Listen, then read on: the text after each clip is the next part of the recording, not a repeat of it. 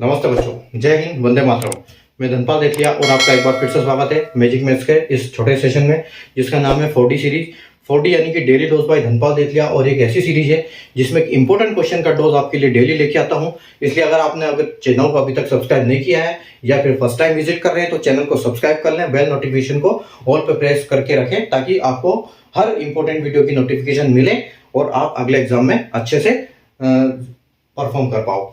ठीक है, तो जो क्वेश्चन इसमें एक इंपॉर्टेंट क्वेश्चन होते हैं डेली में दोपहर के 12 बजे लेके आता हूँ इस चैनल पर, और ये जो क्वेश्चन प्रीवियस क्वेश्चन पेपर से मैं छांट के लेके आता हूँ आपके लिए। ठीक है, तो जो आज का क्वेश्चन मैं लेके आया हूँ सिंपल इंटरेस्ट के टॉपिक से, तो क्वेश्चन आइए हम क्वेश्चन पढ़ते हैं और सॉल्व करते हैं। ठीक है, तो क्वेश्चन क्या है? An amount was invested at the rate of 10% simple interest for 3 years.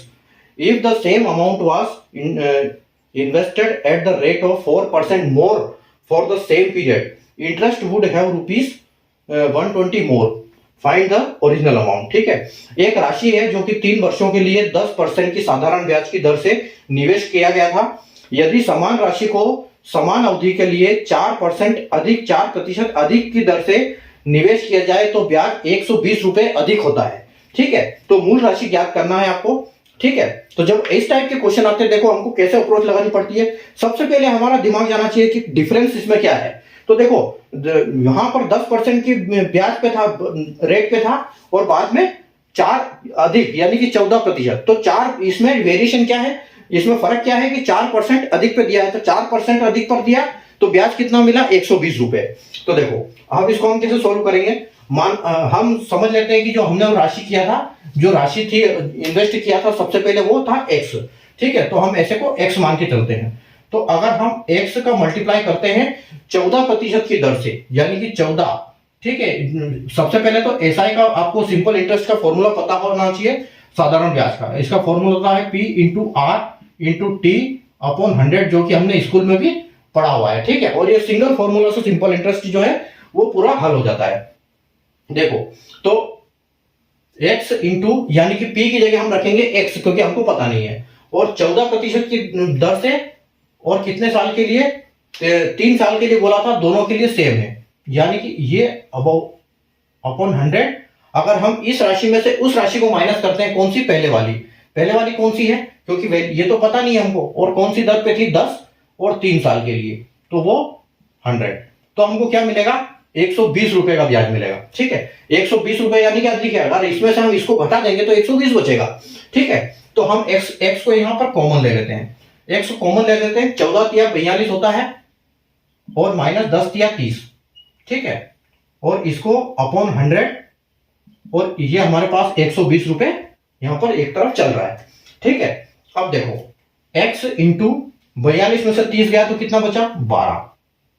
ठीक है, x into 12 upon 100 is equal to 120। ठीक है, ये 120 है, तो x की वैल्यू क्या आ जाएगी? x की वैल्यू जब आएगी, x को इधर लेंगे तो ये 120 के सामने 100 जो है 120 से मल्टीप्लाई होने के लिए सामने चला जाएगा। ठीक है, और ये जो 12 है ये इन दोनों के नीचे आ जाएगा। ठीक है, ये ऐसे शिफ्ट हो जाएगा। तो यहां से देखो 12 से ये जाएगा 10 बार। ठीक है, यानी कि आपकी राशि कितनी बची? 10 इंटू 100, यानी कि आपका 1000 रुपए बचे। ठीक है, तो जो आपने फर्स्ट में इन्वेस्ट करी थी वो कौन सी वैल्यू थी? वो थी आपकी 1000 रुपए। जो वैल्यू थी आपने इन्वेस्ट किया था 1000 रुपए। ठीक है, 1000 रुपए को 10% की दर से 3 साल के लिए हमने वहां पर ये किया था। तो ये आसानी से फॉर्मूला है, बिल्कुल आसानी से निकाल सकते हैं हम इसको। ऐसे प्लेस करना आना चाहिए हमको कि पहले वाली राशि ज्यादा थी और पहले वाली राशि कम थी, बाद वाली राशि ज्यादा थी, तो बाद वाली राशि में से पहले वाली राशि घटा देते हैं। हमको वैल्यू पता नहीं है तो उसकी जगह पे ये सारे फॉर्मूला के अपना लिख सकते हैं, और माइनस ये, उसके बाद ये x कॉमन लेके आप 42 में से 30 माइनस कर दो। ठीक है, x की value x into 12 upon 100 is equal to 120, और x जब यहाँ आ जाएगा इस पहले तो, और ये ऐसे शिफ्ट होगा तो ये क्या पलटी खा के ऊपर नीचे हो जाएंगे। तो जो 120 के सामने 100 आ जाएगा और ये 12 है नीचे चला जाएगा। ठीक है, और ऐसे हम इसको सोल्व कर लेंगे। और आप ऑप्शन देख सकते हो, ऑप्शन नंबर बी जो कि आपका बिल्कुल करेक्ट आंसर है। ठीक है, तो अमाउंट हमारा कौन सा था? अमाउंट जो पहले इन्वेस्ट किया था 10% की दर से जो हमने किया था 3 साल के लिए, वो था 1000 रुपए। ठीक है, तो अगर आपको सेशन समझ में आया हो, कॉन्सेप्ट समझ में आया तो सेशन को लाइक कर दीजिए, शेयर कर दीजिए, चैनल को सब्सक्राइब कर लीजिए ताकि ऐसे इंपॉर्टेंट क्वेश्चन आपको डेली दोपहर के 12 बजे मैजिक मैथ्स ट्रिक्स के यूट्यूब चैनल पर मिलते रहेंगे, ताकि आप आसानी से अगले एग्जाम क्रैक कर पाओ। Thank you.